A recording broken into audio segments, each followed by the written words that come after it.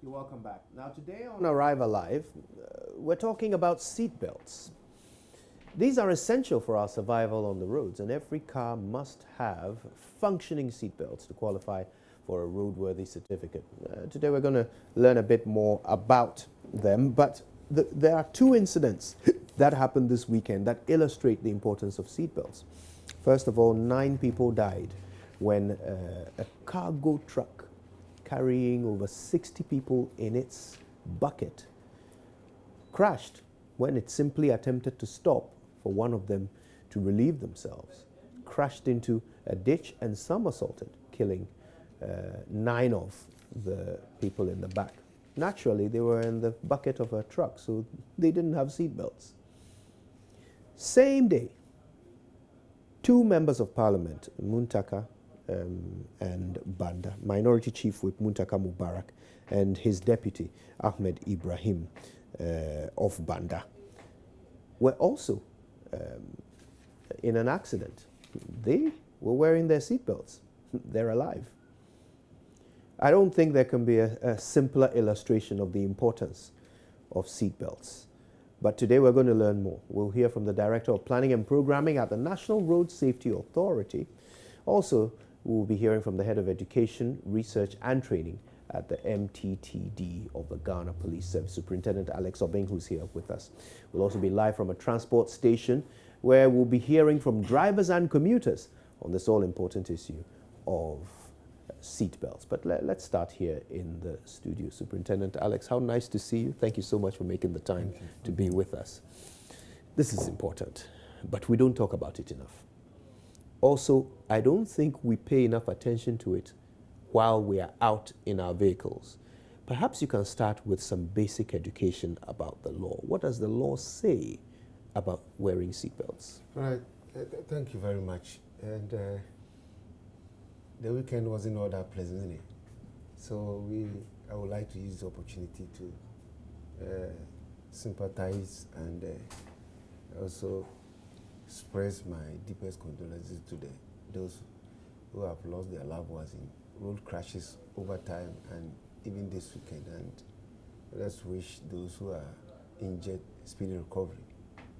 Having said that, immediately you talk about law, people's attention is drawn towards the punitive aspect of it. And therefore, I always intend, because of road safety is present and occurring, I always would like to talk about the spirit behind the law. Let's get back to the minds of those who framed up the policy and made it into law.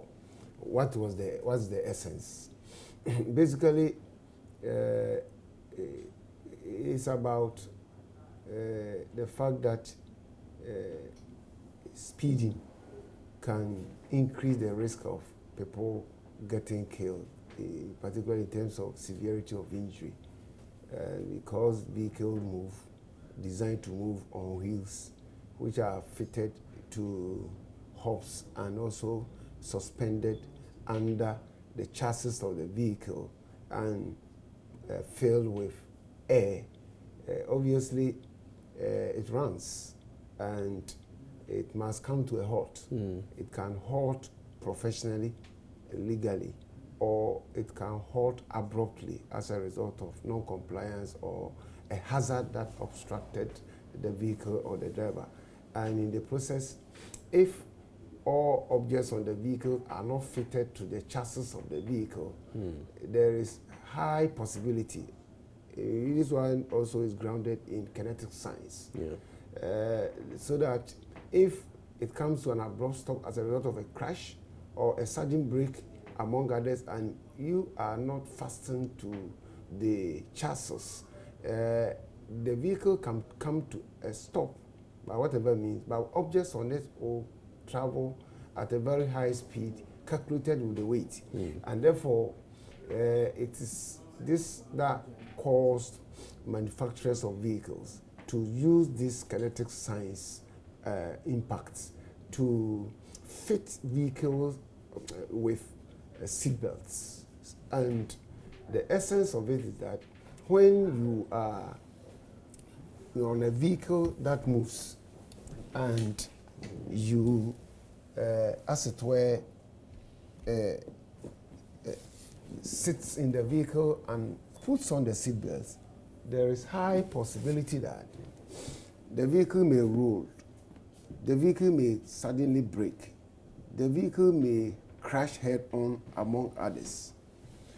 But if the vehicle crashes, there's high possibility that you'll be fitted and fixed and stationed in the vehicle without getting thrown out. And that is why in our law, when the law were being made, say yes, then in 2004, let us add it. So in section 13, the framers added it that it is compulsory for all vehicle manufacturers and owners to retrofit seatbelts on their vehicles. And it also compelled all occupants to wear it. And it also compelled adults on the vehicle to force minors under 18 to wear them. Basically, so that when the vehicle gets crashed, you will not be a tool to yourself, to other occupants, and also don't get thrown out of the vehicle and die as a result of secondary collision and tertiary collision. As a secondary collision, the vehicle may crash, but not that you have to die. But if you are not on seatbelt, as a result of the impact, there's high possibility that you get thrown out, you go and hit an object behind, outside the vehicle or in the vehicle, or there might be a third or tertiary collision where if you are not wearing these seat belts, there's likelihood that as you are getting thrown out of the vehicle with that heavy weight, there's possibility that your internal organs will also be colliding in your system, i.e. your liver and all that may mashed. And that is the reason why it is compulsory that vehicles these days that have seats on them will have seat belts retrofitted. And that is why you and I are compelled to also put it on naturally. So for me, it is a habit that if I turn on my ignition key without seat belt, I find it discomforting in moving the vehicle from my yard onto the public road.